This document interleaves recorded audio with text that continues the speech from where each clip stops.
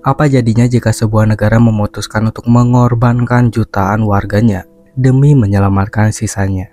Selamat datang kembali di LNF Trilogy. Pada kali ini kita akan membahas sebuah film yang dirilis pada tahun 2008, film Doomsday, yang akan mengajak kita menyelami skenario kelam, sebuah dunia di mana logika dan empati beradu dalam keputusan paling kejam yang pernah dibuat oleh pemerintahan modern.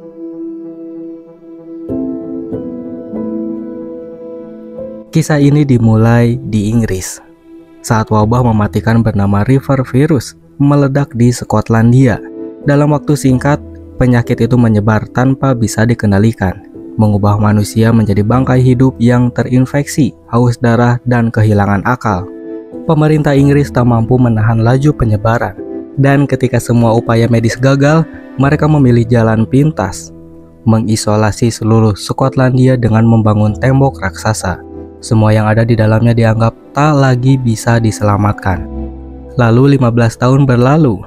Di tahun 2035, dunia luar percaya bahwa Skotlandia telah menjadi tanah mati. Namun kenyataan berubah drastis ketika virus yang sama tiba-tiba muncul kembali. Kali ini di tengah-tengah kota London. Pemerintah panik. Mereka tidak bisa mengulangi kesalahan lama. Dan waktu mereka hampir habis. Tapi ada satu hal yang tak pernah mereka pikirkan. Dari balik tembok itu muncul tanda kehidupan. Sebuah satelit mata-mata menangkap gambar mengejutkan. Manusia hidup di Skotlandia. Jika ada yang bertahan, maka bisa jadi mereka punya obatnya. Pemerintah Inggris selalu merancang misi rahasia, bukan untuk menyelamatkan siapapun, tetapi untuk mengambil apapun yang bisa menjadi penyembuh dengan segala cara. Dan disinilah masuk tokoh utama kita, Mayor Eden Sinclair. Seorang perwira militer berpengalaman, cerdas, dan tanpa sepengetahuan umum punya hubungan masa lalu dengan negeri yang telah dikorbankan itu. Sinclair lahir di Skotlandia. Ia diselamatkan saat masih kecil, detik-detik sebelum tembok itu ditutup. Kini ia kembali, tapi bukan sebagai penyintas. Ia kembali sebagai algojo negara. Dengan waktu yang sangat terbatas dan tekanan dari pemerintah pusat, Eden Sinclair diberikan misi tunggal.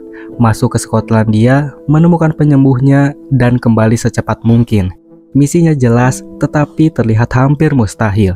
Tidak ada yang tahu seperti apa kondisi di balik tembok setelah 15 tahun. Apakah yang selamat itu damai, atau mungkin monster yang lebih buruk dari virus itu sendiri? Namun Sinclair tidak sendirian. Ia memimpin tim kecil yang terdiri dari tentara-tentara terbaik dan beberapa ahli, termasuk Dr. Talbot, seorang ilmuwan yang meyakini bahwa Dr. Marcus Kane, seorang dokter yang dulu ditinggalkan di dalam zona infeksi, mungkin telah menemukan cara untuk mengendalikan atau menyembuhkan virus. Jika Marcus masih hidup, dia adalah satu-satunya harapan umat manusia. Tim Sinclair menyusup ke Skotlandia melalui udara, mendarat di reruntuhan kota yang kini tak lagi punya hukum, tak lagi punya peradaban. Yang menyambut mereka bukan keheningan, tetapi kekacauan. Mereka segera diserang oleh sekelompok liar manusia yang tidak hanya bertahan, tetapi berevolusi menjadi kanibal brutal yang hidup dari kekerasan dan kekacauan. Pemimpin kelompok itu adalah Saul, anak dari Dr. Marcus Kane. Tapi Saul sudah kehilangan akal sehat. Ia bukan hanya pemimpin geng brutal, tetapi simbol dari generasi yang tumbuh besar tanpa hukum, tanpa harapan, dan tanpa belas kasihan. Mereka memburu siapapun yang bukan bagian dari mereka, dan Sinclair serta timnya menjadi buruan baru di tengah dunia yang terasa lebih seperti neraka dibanding zona karantina. Satu persatu anggota timnya tewas, diculik, dimutilasi, dibakar hidup-hidup. Skotlandia bukan lagi tempat yang terinfeksi virus, tapi dunia baru yang dibentuk oleh kekejaman dan kelangsungan hidup. Di sini, hukum rimba bukan sekedar pepatah, itu adalah satu-satunya aturan. Sinclair meskipun terlatih, tahu dia harus berubah jika ingin selamat. Ia tak bisa lagi berpikir seperti prajurit atau pemimpin. Ia harus menjadi penjelajah di dunia barbar, di mana logika militer tidak berlaku. Namun, di balik semua kekacauan, Sinclair mulai menyusun potongan teka-teki yang lebih besar. Saul mungkin pemimpin kekacauan, tapi ayahnya Dr. Kane masih hidup, dan dia hidup dengan caranya sendiri. Sinclair akhirnya menemukan jalan keluar dari kota yang dikuasai oleh Saul dan pasukannya. Luka dan lelah, Dia dan dua anggota tim yang tersisa kabur ke utara, ke daratan tinggi, tempat yang katanya dihuni oleh kelompok lain yang tak kalah berbahaya. Tapi bukan itu yang membuat Sinclair penasaran.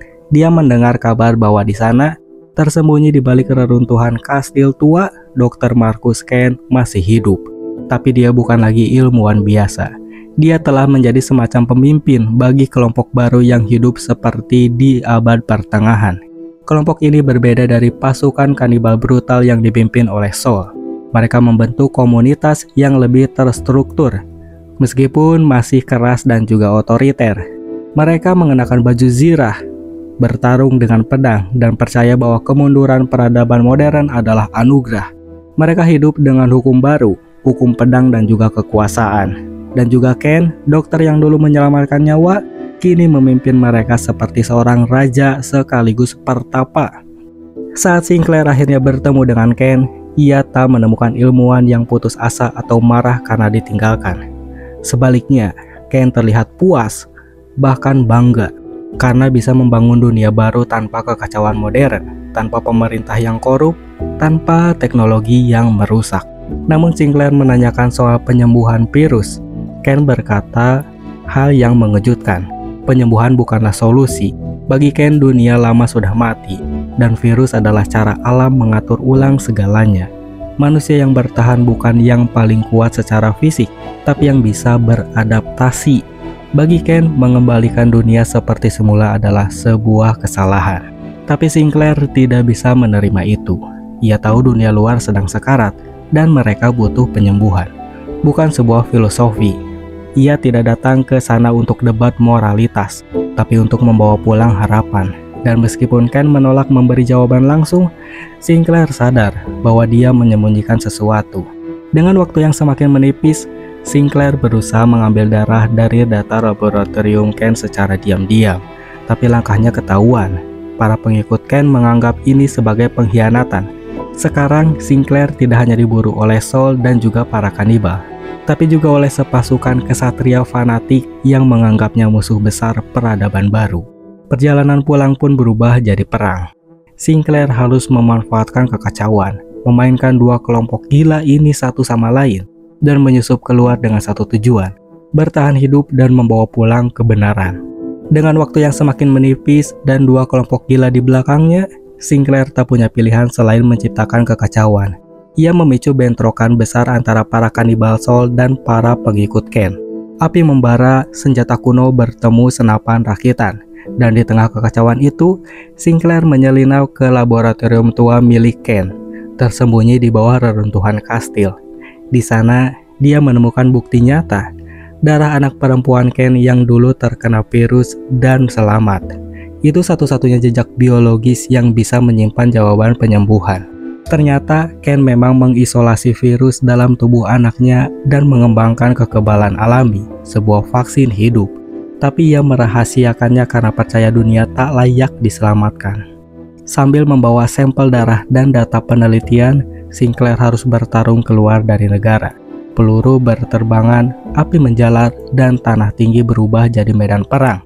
Ia kehilangan satu anggota lagi saat dikejar pasukan bersenjata pedang dan juga panah. Tapi ia tak menyerah.